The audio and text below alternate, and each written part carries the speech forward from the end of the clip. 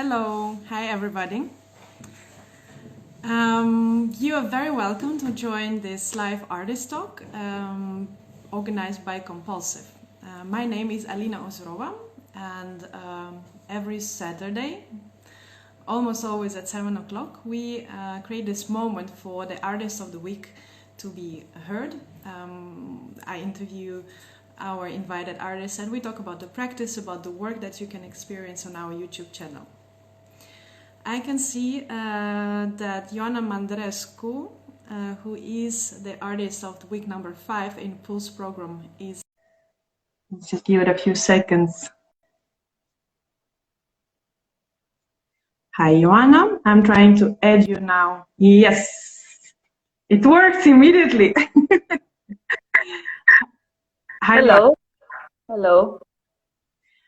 Very welcome. It is my great honor to host you today. Ioana, you and me, we are friends since already a few years. We are also both founding members of Compulsive Sound platform. And the underlying idea of Compulsive was that together we can create occasions that sometimes go beyond the physical venues where normally we can perform, and especially that became actual when everything closed down.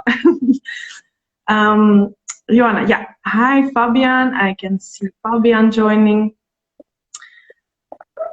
So we're doing this connect from two places. I'm now sitting in the kitchen in Amsterdam, and Ioana, you're talking from Brussels. This is where you're based, right? Yes. Hey, everybody. Hi, Fabian. Fabian is one of our friends and colleagues in sound art. We studied together several years ago, and he's now joining our live artist talk from very, very remote place. But I can't even imagine what is the time difference. Fabian, if you can you write us what time is now in your country? Okay, so I would like to again properly introduce Ioana Mandrescu, who is a piano performer and sound artist. And we've been showing her latest work, which is called The Third Coming, a Pre-Apocalyptic Joke. We started showing this piece on Thursday evening at 7 o'clock, as usual, and you will have a chance, if you still haven't seen it, to watch it until Sunday evening. I think actually I love the title. When I heard it for the first time, I was like, this is this kind of even a bit creepy kick that we need right now, because right now we are in the middle of our 9 weeks program, so it's week number 5, and I think this is the right energy, like just creating some curiosity for our audience and luring them into watching and listening to your piece. I see Fabian is answering us. He only has 11 o'clock in the morning right now. Good morning, Fabian. Morning. Ioana, most of this time we will be talking about this new piece that you created, but before we start doing that, I wanted to draw a bit of attention to the previous sound piece, which was also called, I think as a subtitle, A Movie Without Images, right? Yes. That work we showed in our summer pulse last year, and that work was called I'm Stifled, How Right Everybody Is. You're a master also of long titles. I'm not able every time to say. This link, a link to this work, was published also this week in our Facebook channel, also in Instagram. I was giving a reference, and I actually invite everybody to take a look at this one too, because I have a guess that both works, they have a little bit of connection. Not to spoil too much and to give finally a moment for you to talk, I would like to ask the first work, the work from Summer Pulse of last year. Could you maybe tell us a bit of how did it start? How did it take that direction? Yes, so actually I think that the beginning of the work was the title, because we are living in these very, very crazy times, and no, I am not referring to necessarily to Corona or the lockdown which actually affects me or doesn't affect me in a very, very strange way. But more about the general sensation of craziness that surrounds us for the past 20 years, 30 years, where from where I stand, we're living in a constant state of menace. If it's not riots, if it's not war, then it's climate change, then it's the economy collapsing. There's a constant state of panic, and everyone has an opinion on it, and we are bombarded by opinions, especially if you are living in a more, let's say, intellectual environment. Everyone has an opinion, everyone has a very, very loud voice. And I think it's the title that came in first. I'm stifled by how right everyone is, because everyone thinks they're right. And I found myself feeling like I'm growing less and less opinionated. I have no more opinions about anything. So first it was the title, and then there were the street recordings, because I do that a lot. I just walk around with my my microphone, my little recorder, and then I record everything. And during this lockdown, actually, there were a lot of things to record. Many people drunk on the street, especially at night. There wasn't a curfew back then, I believe, or maybe there was, but in my neighborhood, nobody cared. Many people voicing their loneliness, and then there were the Black Lives Matter demonstrations, which brought a lot of people to the streets, so a lot of craziness. In my particular neighborhood, actually, there was a lot of looting, and I found all of that rather funny and demented, and I guess that piece was all about that. Another element that's present in my piece, and in fact, it's in the beginning of the piece, and I'm using it also in the new one, is voices of some people reading George Orwell's 1984 backwards in their own languages. And this particular recording of people reading George Orwell backwards is the cleanest reflection of how I feel. So that piece and this piece as well are just about how I feel and how I see the world right now. It must be not an easy job for your voice actors, right, to read this thing backwards. No, it wasn't, and it was funny because one of them, a friend of mine, did the recording by himself, and actually hear his voice in the first piece saying "take two," which I found rather funny, making it clear that that one also is a joke. It's just a take in a movie. There's nothing serious about it. And he did, I asked of everyone to do a 20 minutes recording, and he did it in the second take. He managed to do it perfectly. But I know I've recorded friends of mine, and they had to stop. They had to stop every few phrases because it's quite a challenging task. But everyone had fun. I believe so. But I was also thinking what you mentioned about this multitude of voices around you and their opinions. And when you give this, quite straightforward assignment to read something backwards, the way how it messes not only with the head of the person who is reading, but also with the person who's listening to it. It is still a narrative. There are words and there are different languages. I remember German and French, right? And I'm not sure, English, I guess, as well. So these words, they do have meaning, but narrative suddenly does not. And I was amazed how effectively in such a simple trick or a simple approach, how effectively that works. Yes, I'm kind of pleased. Of course, this idea does not belong to me, and being done not just in sound but in film all over. But it still works, and yes, it's a very, very nice way to illustrate a feeling of I'm supposed to understand this. I'm really supposed to understand this because these people are speaking my language and they're talking about current things, but I don't understand anything. Yeah, and just to stay a little bit more on this subject of not understanding, in the current piece that we're presenting right now, the third coming, we also hear voices, but voices that are kind of muffled or distorted, or we hear them in reverse. So there is a presence of human voices, but again, I don't have access to it, and it in some way it makes me nervous. Good. It's supposed to make you nervous. I am nervous as hell. But also, as I said, and that for me is very important. This is not serious. It's really not serious. You can imagine one of those crazy people in the street that walk around and they just babble, God knows about what, and sometimes you catch a sentence and you say, probably that used to be their job, or maybe they're talking about their children, but you don't really understand. That's me. And I don't have necessarily a program. I don't want to be an artist of insanity. I don't even know if I'm an artist. I'm just a concerned citizen with the sound skills.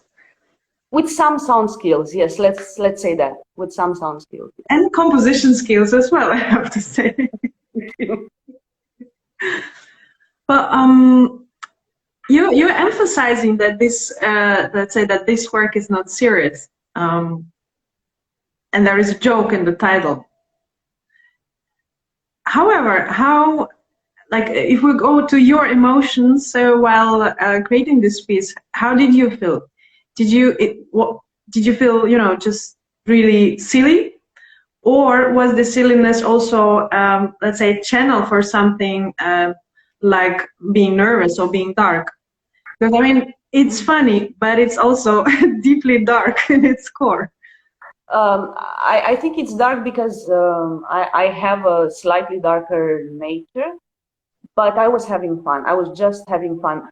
Because the recordings I used, there are a lot recordings of news, but I'm not taking them off YouTube in order to have a even worse quality of sound. I'm recording the news on YouTube, and at some point in the piece, in the end, I don't know if you hear it very well, and it's not meant to be heard very well. And actually, I know I'm trespassing some laws now, and someone could sue me at some point because I am using a fragment of Ray Charles' Georgia, which is my very obvious political comment, and I was actually wondering why no one thought of making this joke during the US elections, when everyone was going on about Georgia, Georgia, Georgia. I could only hear Ray Charles in my head when I would see the news on TV, or the ex-president, or whoever was speaking, the mayor of, I kept hearing this song in my head, and I said, we're 7 billion, or I don't know how many we are right now. No one thought of that song because that's all I can hear. So then what happened when I did that particular recording, I actually started playing it in my house and mixing it, doing sort of a live mix on the actual news. That I think could be punished, but fortunately I have the luxury of not being at all popular. How many people are watching now? 4. Hello. So I think I'm safe. Actually, I was checking recently the statistics on the views of your video in our YouTube channel. It's doing very good. Believe me. So lawsuit on my way. But you just quickly mentioned before that you're not even sure that you're an artist. For the record, I want to clarify that. Because your background is classical music and piano performance. And as I remember, from the first day that we got to know each other, you told me you've been playing piano since you were 5. Precisely. That's quite some time. Plus, you also do recordings for musicians. You work on sound design and mixing for some of the audiovisual productions. And you are also a founder of several music collectives. Yes. Yeah, just just to keep the record straight. So my question here would be coming from the Ioana. I will just, yeah, you're back. So what I wanted to ask you, as a person with such a vast practice of performing and performing for and with public, Ioana, I'm going to repeat the question, but I'm just trying to check now if Ioana can actually hear us. Ioana? Yeah? I live in a house with very thick walls. Okay, but I will repeat while we're still on. I will repeat the question. So, for you, with your experience of performing for public, with public, the situation that we're experiencing right now, how does it feel? And I think I'm mostly curious to know, how does it feel emotionally?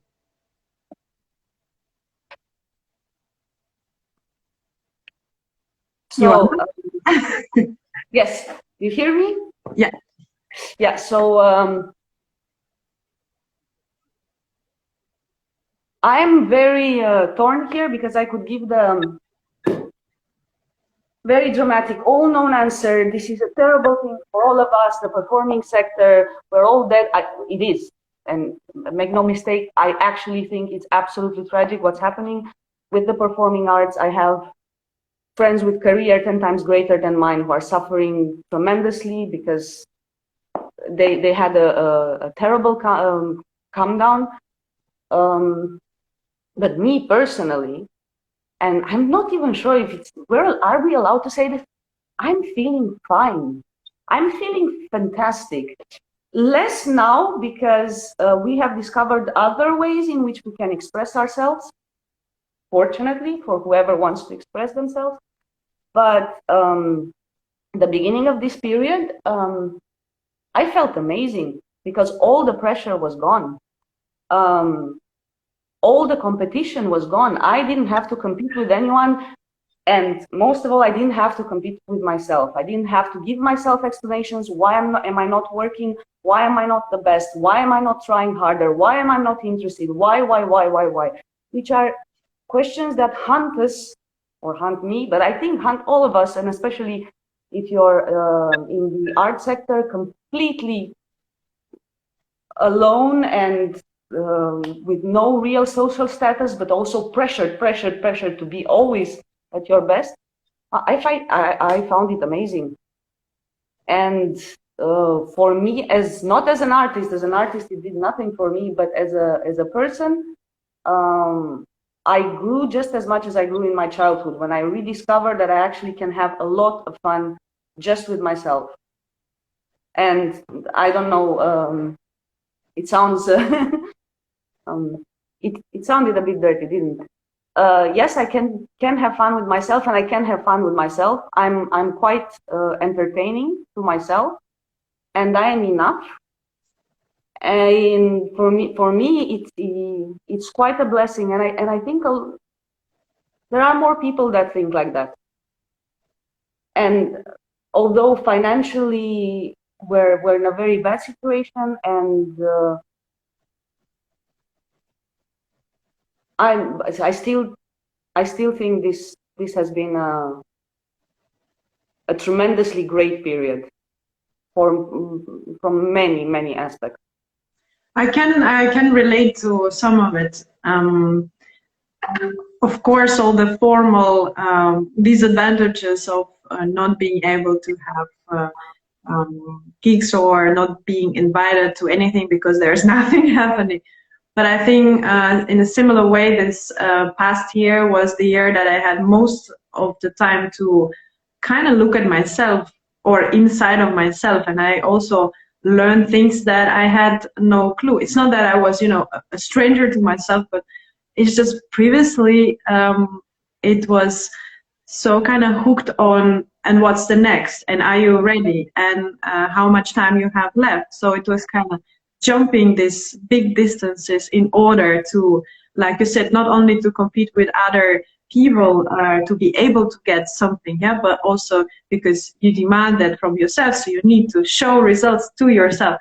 And this year, of course, it was quieter, and then in this quietness you start thinking, okay, what actually as a person, yeah, what do I have for And yeah. what do I want, actually? What do I want? What's important?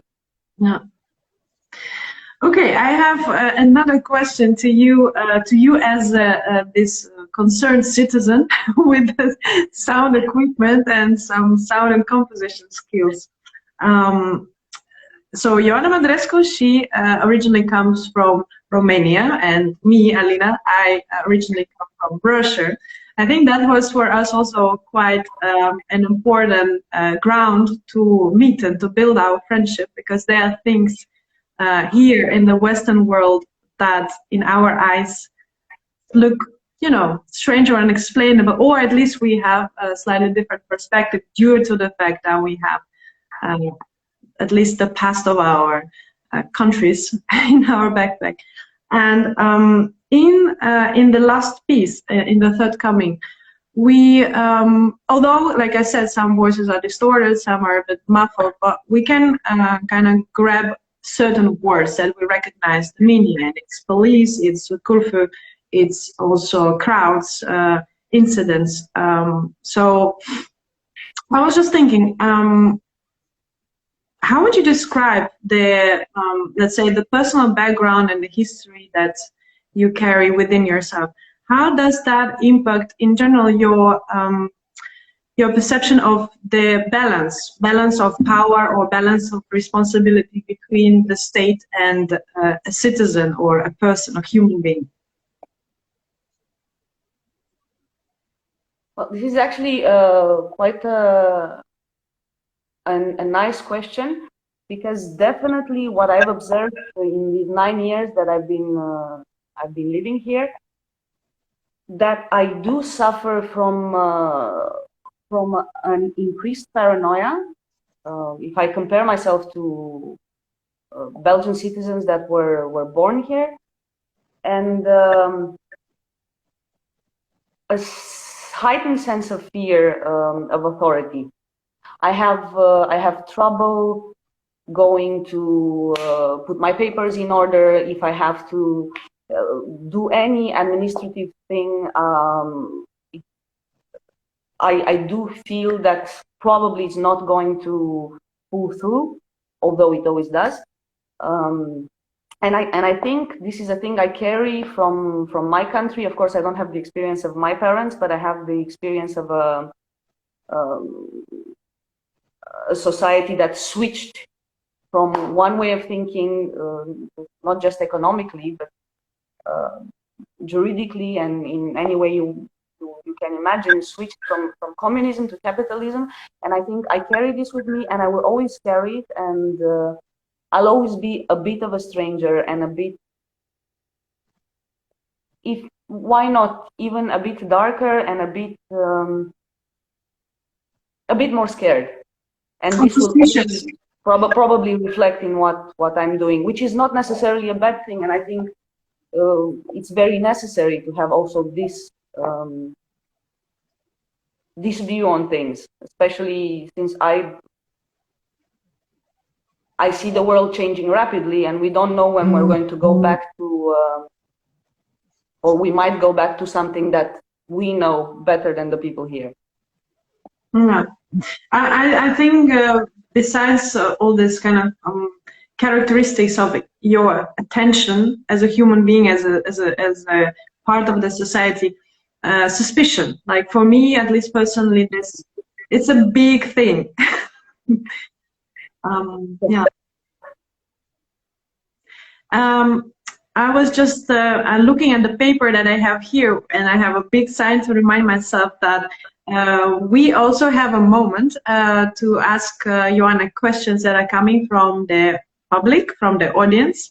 I know Ioana is now looking at the counter which says how many people are watching us right now. Anyhow, if you guys have a question for Ioana, I would be very happy to read it for you.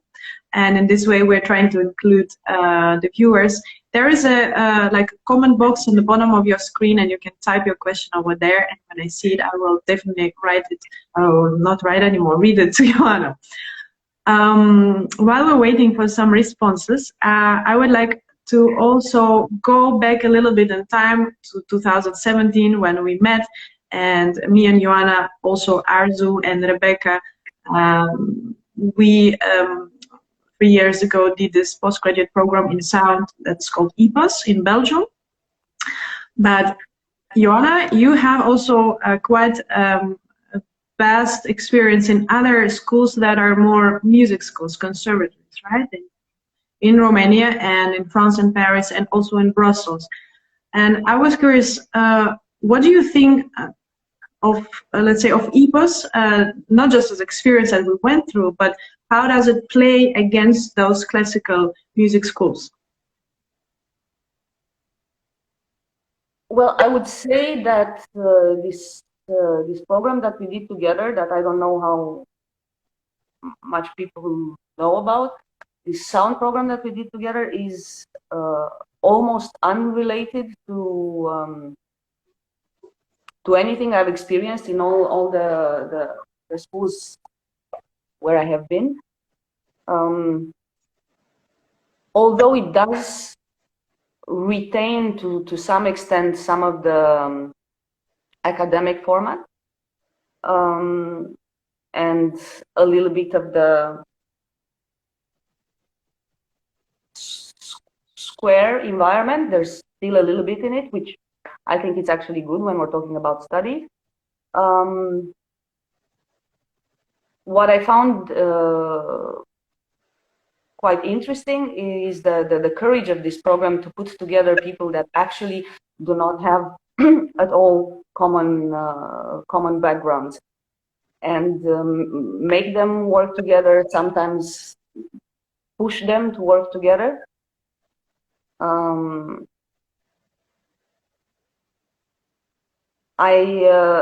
I know that for me, I guess it was the most difficult, because it took me a while to understand what was actually wanted of me.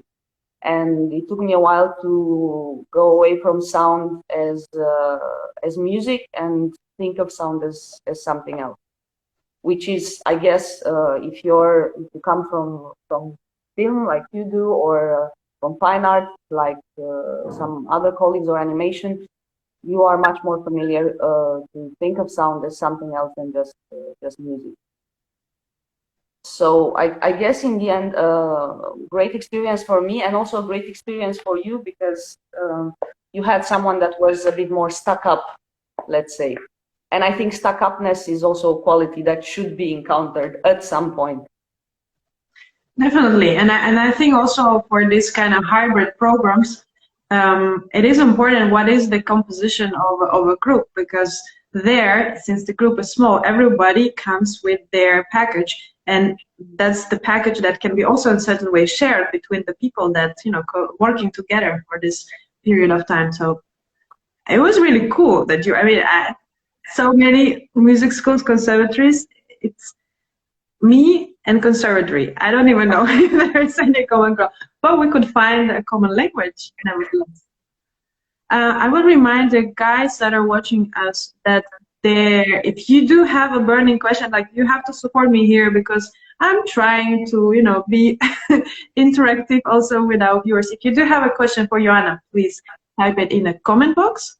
And while we're waiting for this to happen, I also wanted to ask, so IPAS, we said the hybrid thing, and more, let's say, the perspective that it opens for a classic musician towards fine art.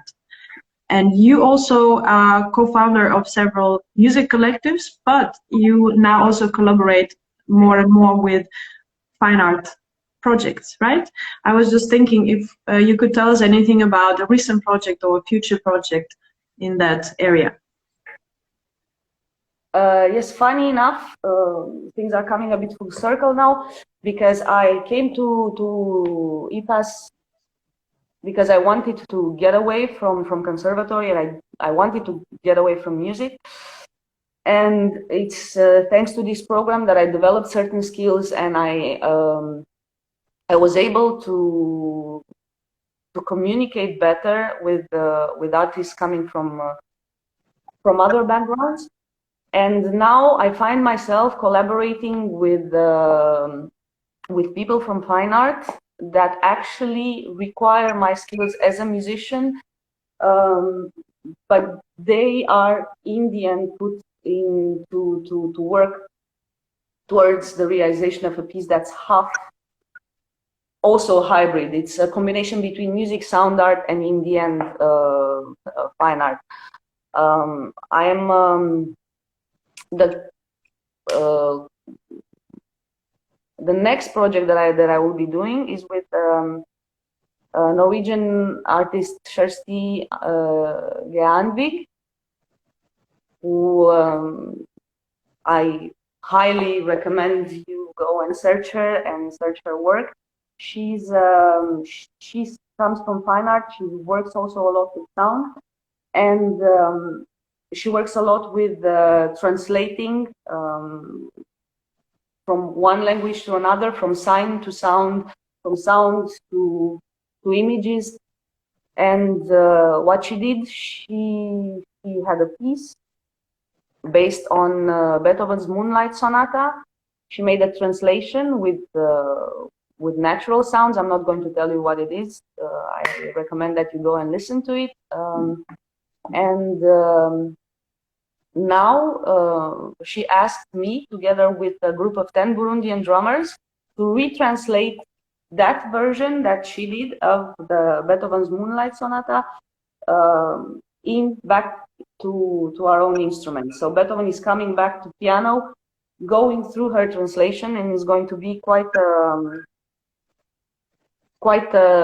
trip. And it is very interesting because in the end it's not necessarily a piece of music, but I can't say it isn't. Also, I will be playing in a costume that will be especially designed for this event. So I will become sort of a sculptor. So I guess what IPAS did for me is that it pulled me completely out of my environment, so that now I can go back to it, but with a fresh view on things, and be able to find a common language with other artists, and together maybe do something a bit more spicy, I would say. Spicy. Since you mentioned performing in a costume, I guess this piece will result into a live performance. So you're not doing a recording, but you're preparing a live performance. There will be a live performance, yes, but due to the current situation, we have also to stream it, because there's no way you can reach a larger audience right now. The limit is 50 people. Although the concert will take place outside. And when? It's on the 23rd of May, and it will be outside next to the former mines of Herzegolda. Finally, first I want to say hi to Stein, who just joined us. Stein de Muller, also part of Compulsive collaborative platform. And then I have a question from Daniel. It's again going back to the costume, because you said it in that way that now everybody wants to know. Sculptural costume. Daniel asking who's the artist making the costume. Maybe you can intrigue us a little more. Yes, and while saying it, I realized, oh my God, I'm not saying the name. So the costume will be made by Belgian artist Jurgen Otz. And it's not necessarily a costume. It will be. I will become a sculptor. Probably I will not be able to sustain the whole thing on my own. I'm rather excited by that. I think also for him is an interesting challenge, because his work has to come to life. I still have to be able to move inside the thing. I'm checking the time right now. Stein, do you have any question for Ioana? I will give you a few minutes to think. And while doing this, I wanted to say that maybe it's also good if we add some links after we publish this video recording. We can do the link to, well, first of all, again, to repeat to the work that you showed in the previous post, to your website, and maybe for those who became curious about the upcoming performance of Ioana in undescribable sculptural costume, we can also share some information, at least so people will know when and how to watch it. Yeah? Yes, for sure. Okay, Stein 1, Stein 3, to Stein 2, and okay, and it is 1938. I think we're gonna be wrapping up this beautiful conversation. I could talk for hours with Ioana, and actually that's what I'm gonna do when we finish this live feed. I'm gonna call back and we share a bit more of the news. Yeah, Stan, if you're gonna type it word by word, it's gonna take It's not going to work until the end of the hour. Yeah. However, I will use this moment to say that next week number 6 in Pulse program, for this spring we have an artist that we invited. His name is Massimiliano Serioni. I had to ask the Google lady to tell the surname in a proper Italian accent, but I'm not sure if I succeeded. Massimiliano will be showing his new piece. He is currently working in a residency in Germany, in Berlin. And on Saturday, just before the exhibition opens that he came there to participate in, we will also have an artist talk with him. Okay. Thank you very much, Ioana. Up it happened. Okay. Apart from the upcoming performance that we already discussed, do you normally use costumes when doing lives? Question from Stein. No, I do act as a character of my live sets, but I never use a costume. Yes, I do pick the clothes that I'm wearing that day carefully, but no, I'm not a designer, therefore I don't pretend to be one. So I'm just trying to be me. But this case, this is not, again, this is not my piece. This is a collaborative piece.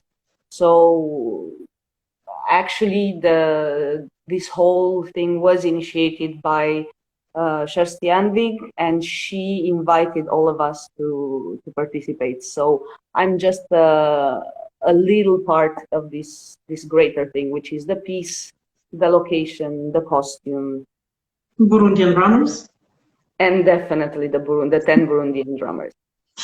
Okay, I think people are curious enough to see this piece and to see the links that we're going to post. Thank you guys for watching and for joining us. Thank you very much for Ioana for this talk. And we see and hear you next week with Massimiliano. Bye.